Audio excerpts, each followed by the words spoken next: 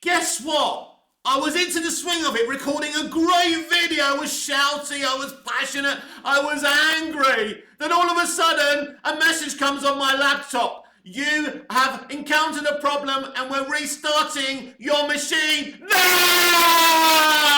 You want to get nuts? Let's get nuts. Don't do it again, laptop, or I'll be very, very angry. Let's get nuts. Welcome back to Movies TV Mad. You can follow me on Twitter at Movies TV Mad. Smash the like button if you love me. Subscribe if you're new. Please have your say. A very warm welcome to Monday's edition of the DC Universe Daily. On today's show, I'm going to prove to you that sticking to the basics with Superman in live action, especially with movies, is the best thing to do. And I'm also going to prove to you that the failure of many Superman movies and attempts to make a Superman movie and their failures are not the fans' fault. Complaining is okay, but there's some people that think we should get on our knees for Hollywood and their creators when they fuck up.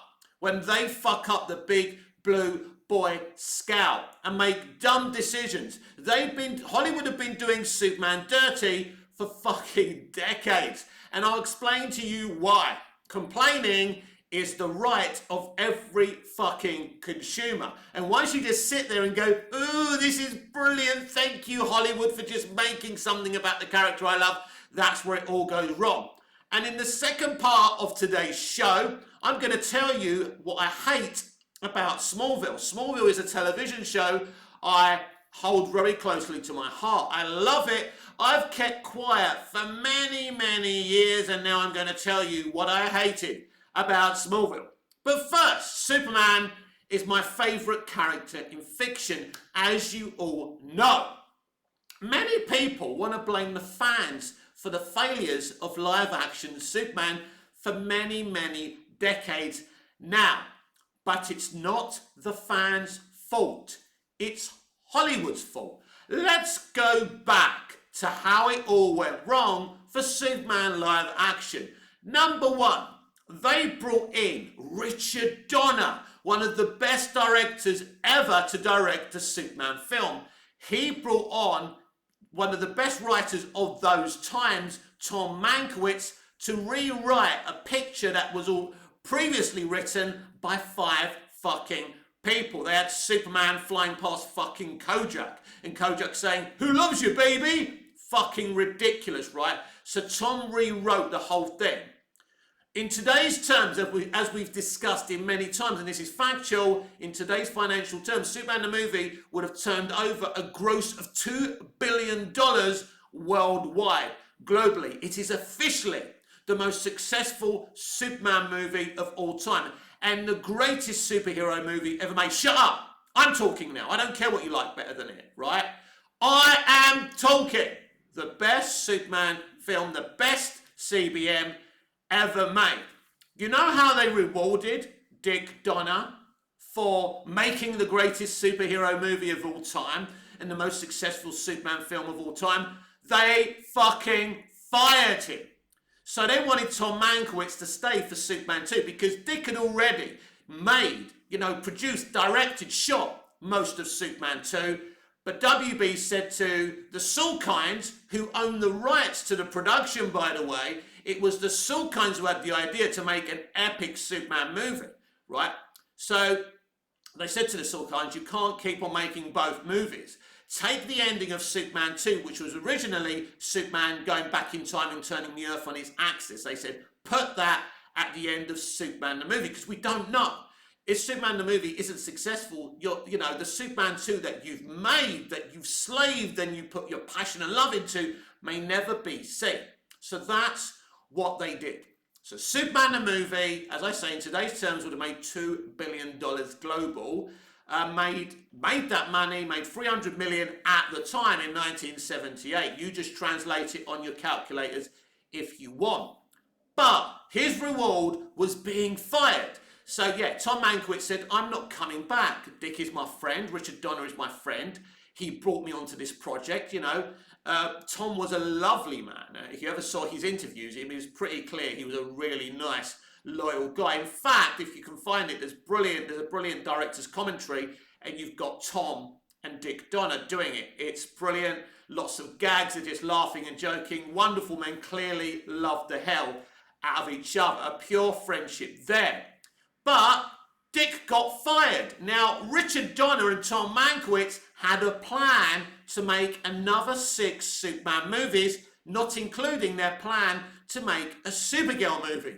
It was clear they were planning their own DC extended cinematic universe. By firing Donner, the dumbest thing ever done in Hollywood history. Well, since they fired Snyder, by the way, but it's funny how history repeats itself. But basically, by firing Donner, this put live-action Superman back behind by decades. Because if Donner and Mankiewicz stay, 6 Superman movies maybe, and a Supergirl movie, and who knows, they may have even got into Batman. Who knows what they would have done? They could have, as I say, they could have done a DC cinematic universe from the 70s, right? And this could have spanned to the 80s, the 90s, and the early noughties. Is it the fans' fault that the Salkinds were dumb enough to fire Dick Donner, a man who taught Kevin Feige, as Kevin Feige admits himself, taught Kevin Feige everything he knew? This man was a genius, Donner, and they fired him. Is it the fans' fault that by firing Donner and not basically Tom Mankiewicz walking away as well, they were basically decades behind? Because Superman, as I say, imagine if Donner and Mankiewicz stayed on board. 6 Superman movies, at least a Supergirl movie, and Donner would have been there till, like, as I say, the early noughties. So by the time the Marvel Cinematic Universe gets started, you know, you've got this situation where DC's already there. DC's done it first. DC Comics were there before Marvel, and potentially if Donner stayed, we could have had the cinematic universe that Feige gave Marvel. But oh no, the Salkinds spat their dummy out of the pram because Dick Donner didn't get on with one of their fucking shit-faced producers, right? A dumb decision, as I say, one of the dumbest decisions ever. Is that the fans' fault? No, it's the Salkinds' fault. We still got Superman 2, which is a perfectly good movie, a movie a lot of people like, but it basically, that movie and what you saw, the story was Tom Mankiewicz's idea. Basically, Richard Lester, who replaced Richard Donner, was just restructuring that film, just like Whedon restructured Justice League, okay? Same story. Dick would have made it even better. Dick had shot a lot of Superman 2. Then we had Superman 3, a well-made, uninspiring Superman film. Then we had The Disaster, which is Superman 4. Was that better? Was Superman better off without Dick Donner and Tom Mankiewicz? No! Is that the fans' fault? Dick Donner stuck with the basics in Superman the movie, and he made the best CBM of all time and the greatest and most successful Superman film of all time. Factual. And they got rid of him. Is that the fans' fault? No. Then they wanted to make a Tim Burton Superman movie because of the success of Batman and Batman Returns. So basically we were going to get maybe a cinematic universe for DC by Tim Burton. He did 2 Batman movies, then he was going to delve into Superman. He wanted to cast Nick Cage as Superman. Now, as dumb as I think that idea was, I would have been interested to see what Tim did with Superman. He was doing a Death of Superman, Superman Lives movie. Very, very interesting. So if you think Snyder was killing Superman too early, Burton was going to kill Superman and, of course, bring him back in his first movie. So that's interesting for the people who feel that Cavill's Superman was killed too soon in the second movie. I can't hear you. I'm waiting. So, none of what's happened, what I've explained happened with Donner and Mankiewicz is the fans' fault. So, eventually we got to the late 2000s and MCG was going to make a Superman movie, and J.J. Abrams had written a Superman screenplay called I forgot what it's called, but basically, to cut a long story short, that was a bit controversial because Krypton wasn't going to be destroyed. I kind of like that idea. I'm interested in a Krypton that doesn't get destroyed and how that works out for Superman. I've read the idea for it before on this channel. I kind of think it sounds interesting. For me, J.J. Abrams isn't a movie guy. J.J. Abrams is a fucking genius when it comes to Alias, Lost, and Fringe. That's where his genius is. Television. Never put JJ down totally universally. You can have a go at him for Into Darkness, for Star Wars, but when it comes to his work with Bad Robot on television, it's fucking amazing, and I'll always defend that. And I've rewatched Alias, and now I'm rewatching Lost. What a couple of shows. So anyway, JJ's strength isn't in movies, screenplays, and, you know, making movies. He's a very good director, by the way, as far as I'm concerned. So that didn't come to fruition. Then Brett Ratner was going to direct the movie, basically Superman Returns, but basically Bryan Singer goes, I'm desperate. I've made 2 X-Men movies. I just want to make a Superman movie. I want to do a Superman movie that continues the Donnerverse. So they swapped. Brett Ratner did X-Men The Last Stand, actually a movie that I don't mind myself, but the fans hate. There's a lot of that going around today. So Singer made Superman Returns. I was so excited that Singer was coming in to continue the Donnerverse, because I love the Donnerverse, and plus I love the first X-Men movies, 2 of the best CBMs ever made. That's also another fact that I'm spitting at you today. And I'm going to be full of indisputable facts today. So let's continue. Bryan Singer in Superman Returns made a Superman movie with some exemplary CGI, but also at the same time with some shit CGI, because unfortunately Singer was stoned for half the movie, and basically this wasn't the Bryan Singer on X-Men. This was a totally different Bryan Singer, and that's a shame. And instead of being stoned, if you actually read a fucking comic book, instead of introducing Jason, the spawn of Superman and Lois from when they were shagging in Superman 2, if you read a fucking comic, he would have seen we already had Connor Kent. An experiment by Luthor that has Luthor's DNA and Superman's DNA. A much better idea. Imagine if Connor Kent was introduced to the Donnerverse mythos in Superman Returns. Basically, people argue with Superman Returns, well, they tried to stick with the basics with Superman Returns and it didn't work. No, he tried to stick with the basics and executed it badly. That's what people didn't like. Then they blamed it on the continuation of the Donnerverse. Was it a good idea to continue the Donnerverse? Well, if Dick Donner came back, because he was still at an age back in 2005, which he could have done that, he didn't want to. He was still really stunned and hurt by the way Warner Brothers and the Salkinds had treated him. So if you don't have Donner, you can't really continue the Donnerverse. And plus you don't have Christopher Reeve, so probably they're not the best of ideas, but you can still stick to the basics and do something new, because there's loads of basics you can stick by. There's so many comic books out there, right? But I think, and we can jump to the Snyderverse and we can jump to Man of Steel. I think Man of Steel and BVS especially tell us one thing, that Superman fans want their Superman to be Superman. Man of Steel and BVS especially, very divisive. I love the Snyderverse, but that's not the point. Fans don't want Superman breaking somebody's neck on the cinema screen. They don't want it done the way it was done. They want Hollywood with Superman to stick to the basics. None of this that happened is the fans' fault. And if you really think fans complaining about how Superman is represented on the big screen as a problem and it's their fault and they should have just shut their fucking mouths and got on with it, you really don't get it, do you? You do not understand where the fans are coming from. You can stick to the basics and make something totally different than Superman the movie. But Superman the movie was successful because it stuck to the basics. As I said yesterday, when Superman the movie was released, Superman was 40 years fucking old. So Donna could have come in and said, let's do something different. Let's reimagine it, eh? Because we know so much better than Siegel and Schuster, like the arrogant fuckers making films today.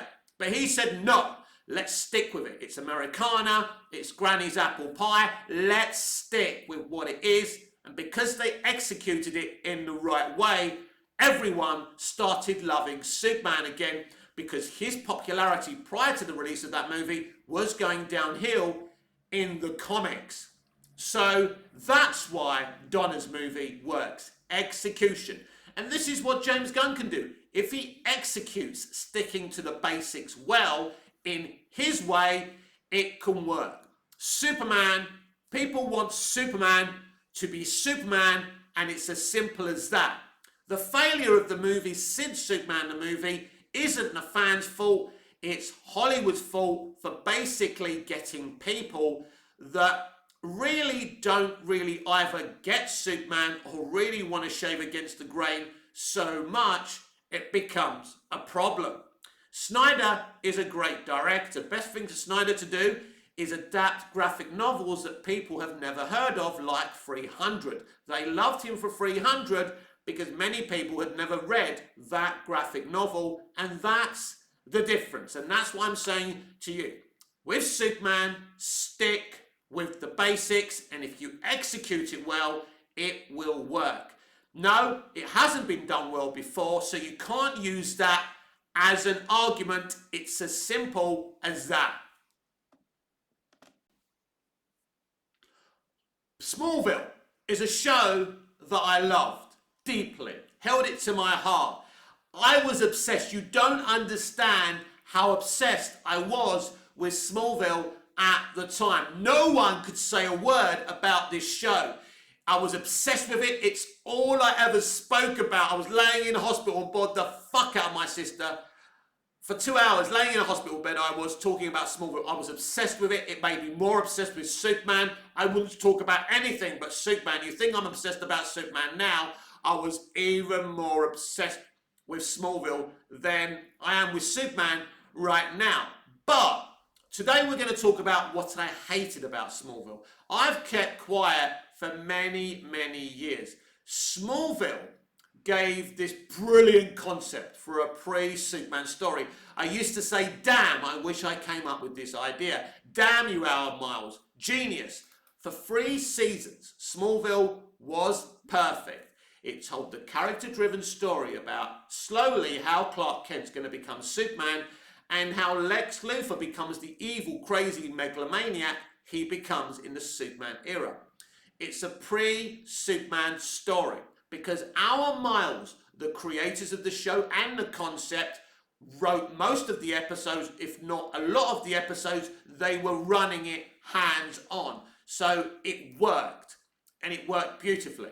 From season 4 onwards, basically, Howard Miles started getting, their fingers in a lot of pies. It's a bit like what I say about J.J. Abrams. For the first 3 years of Alias, he was hands-on. Then when we came to season 4, his fingers started being in a lot of pies as he became more recognizable and more famous. Howard Miles actually wrote a draft that wasn't used for Spider-Man 2, directed by Sam Raimi. So they were everywhere. So they really let go of the reins of Smallville. They were still there. They were still overseeing it from seasons 4 till 7. But ultimately, they had Kelly and Brian in charge. They had other people running it. They weren't hands-on a daily basis. And this is where it all went wrong for Smallville. So the number one thing I hated about Smallville was the firing of Sam Jones III as Pete Ross. Let's not make no bones about this. Sam Jones III is an African-American actor. He was only hired as the token black man. Now, back then, they would hire one black actor or one Asian actor and say, look, we gave one a job. Ain't we being inclusive, right? Ain't we being representative? Ain't we fucking amazing? Now they do it on a bigger scale. Look, we hired 5 of them. Aren't we fucking amazing? Praise us, right? Fake inclusion, as we always talk about. Anyway, this guy, this brilliant actor, Sam Jones III, who played Pete Ross, did a great job when he was given something to do. Now, interestingly, they had decided that Chloe Sullivan was going to be played by an Asian actress, proving what I've already said. They wanted basically to tokenize a couple of characters. They weren't doing it because they found the best actor for the job, but once Alison came into test as Chloe, she was too good. They had to give her the job, which they did.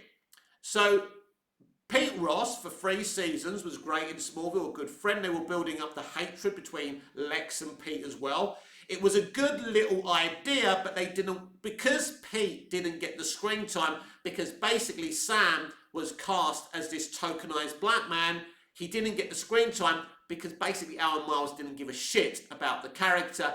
And in the end of season 3, Pete leaves the show. Guess who replaces Pete Ross? Jensen Ackles as Jason Teague, a PE teacher who's basically having a romance with schoolgirl Lana Lang. And if you don't think that that's problematic, then maybe me and you can't be mates. Maybe you should be in fucking prison, because that's utterly problem-fucking-matic. They replace the token black actor with an attractive, blue-eyed, good-looking actor. Jensen is a great actor. He did well with villain Jason Teague. His mother was played by Jane Seymour. It was a good little arc. I love the element of season 4. There's a lot about season 4 I don't like. They wasted the whole first half of the season wasting time with Clark being a fucking American footballer. Fucking yawn. Haven't we been there before? None of that was interesting to me. Then you had this whole idea of Lana being an ancestral witch. I mean, fucking hell. Now, this whole idea of Clark having to search and earn the right to build the Fortress of Solitude was a good idea, but some of the episodes were kind of bland, and they did try and make it all about Lana. So, season 4, basically what I'm going to say to you, seasons 4 to 10 have a lot of good episodes, but they're not consistent seasons, and they're not as strong as seasons 1, 2, and 3. And that is another factual thing I'm putting to you. Season 5 was even worse than season 4. Again, some really strong episodes like Hidden. When you get past the longer lusting, oh look, I've got no powers, isn't it good, Lana? We can fuck now. Oh great, I'm glad I've turned my TV on for this, right? But anyway, Hidden ends up being a great fucking episode with John Glover doing a brilliant impersonation of Marlon Brando. The twist at the end in the Fortress and Glover, beautiful. And Clark having to fly up or jump up to stop the missile. It's great. Season 5 has another great episode, the 100th anniversary episode, Reckoning, where they kill off John Schneider's Jonathan Kent. But for me, killing Jonathan Kent was a big mistake. They killed him off too early. In fact, in some versions of the comics, Jonathan doesn't die. In the Lois and Clark New Adventures of Superman show, he was there. That, you know, when Clark used to ring Smallville up, they were both on the phones. Remember it? They're both being on the cordlesses. But if you want to kill Jonathan Kent off, I think you should do it in the final season. Now, Schneider, who played Jonathan Kent brilliantly, and I called him my TV dad. I looked up to the way he played Jonathan so much. Now, John was pissed off with, you know, our Miles, because who wants to lose their job? And I think the problem was they didn't know when Smallville was going to end. And that brings me to my next specialised subject. Tom Welling played a great version of Clark Kent, aka Superman. He's a brilliant actor and today a brilliant director.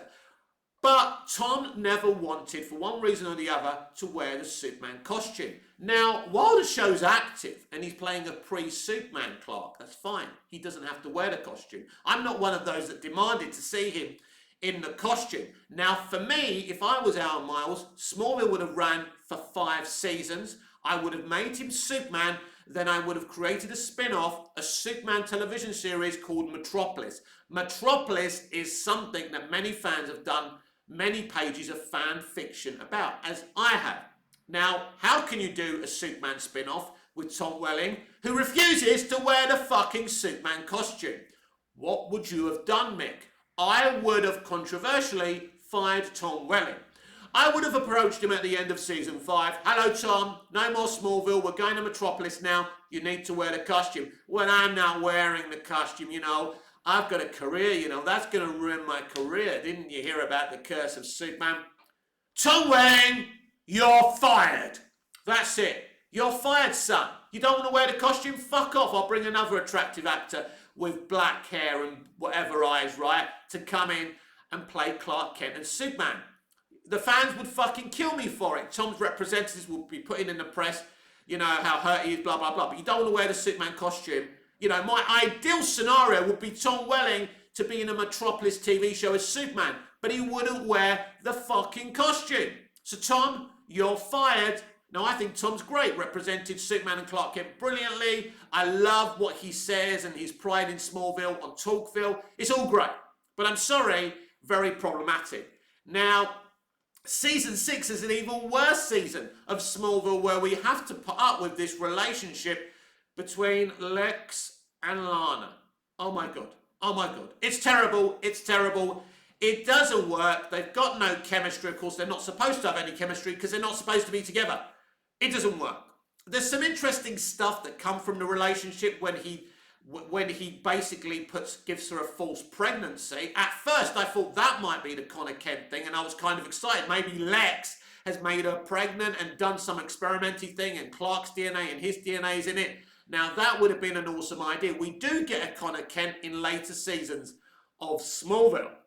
So there were some great things in Smallville Season 6 as well. We had the introduction of Oliver Queen, played by the fantastic Justin Hartley. He was great. I loved that element. I love the idea of Lois having this relationship with Oliver, so she's kind of finding out what it's going to be like to have a relationship with a hero. In Season 5, we were introduced to Aquaman. Brilliant. Lots of great we had that Justice League episode, Justice, which was kind of good as well. There was lots of good things. There was lots of bad things as well. And at the end of the season, Lex becomes Zod. Let's not get into how that happens. No, at the end of Season 5, he becomes Zod, and blah, blah, blah. So at the end of Season 6, what happens? Oh, now, Season 6, Smallville always had great finales, by the way. We had a great finale because Bizarro enters the fray, and he was great. Now, the beginning of Season 7, the premiere, again, absolutely fantastic. They did some good things, bad things. They introduced Supergirl.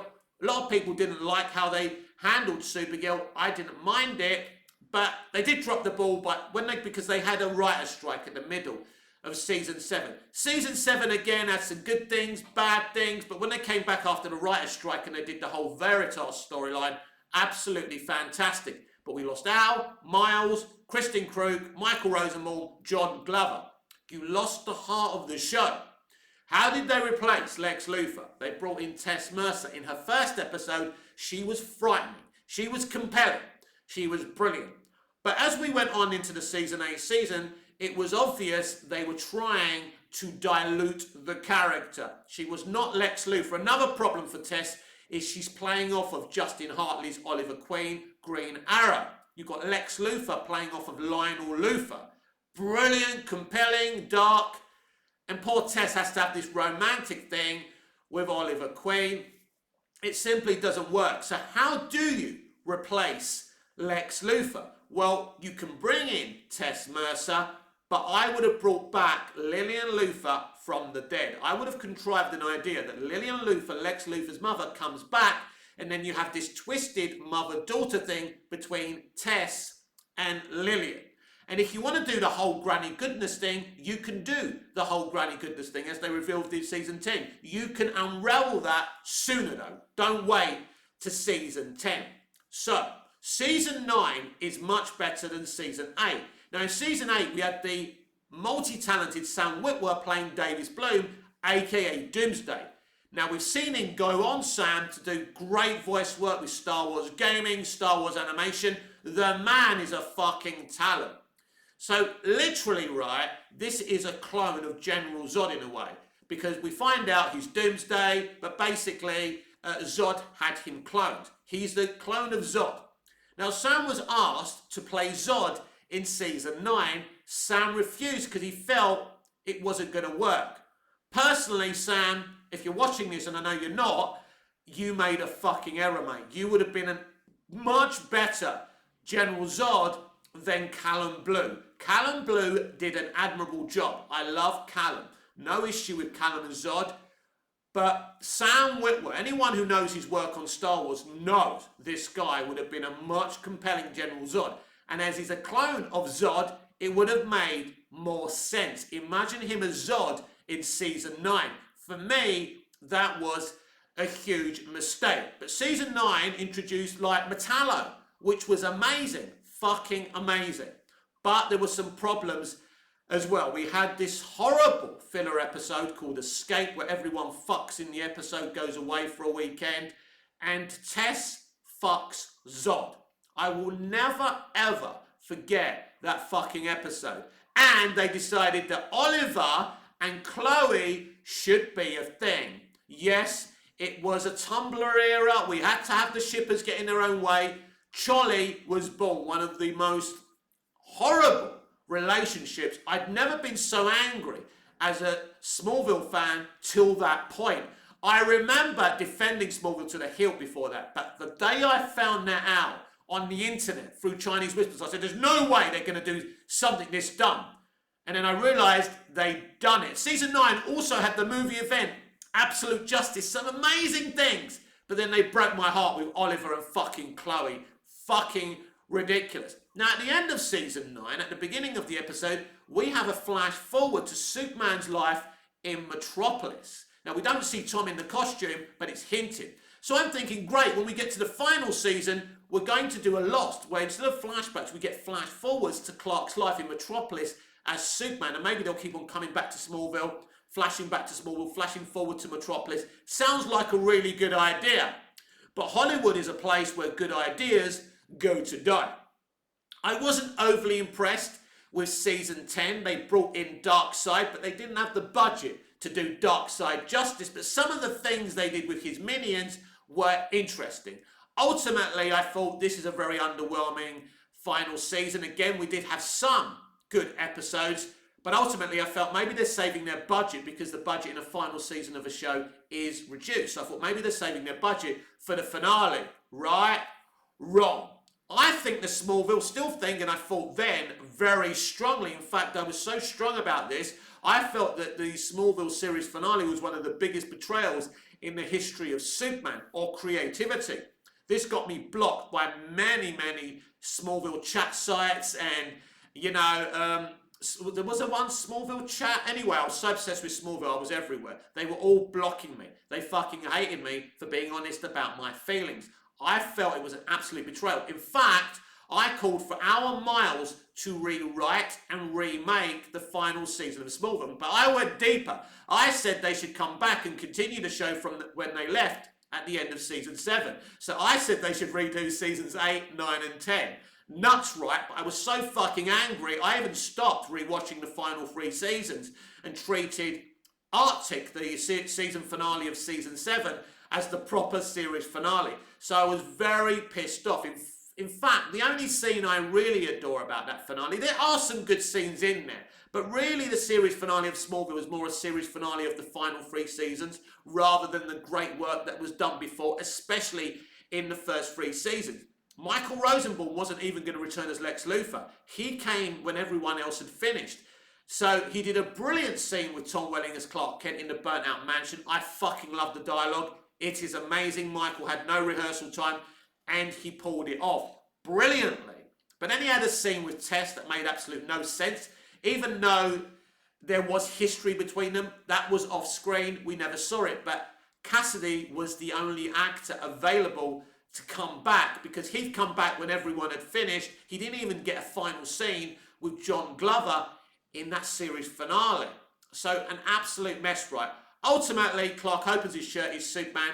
I can live with it. But we don't see Tom in the costume, which pissed off a lot of people. Even though that is a big issue. That's why I said to you, I would have fired Tom once I knew he didn't want to put the costume on. How can you have someone who plays Clark Kent who doesn't want to wear the Superman costume?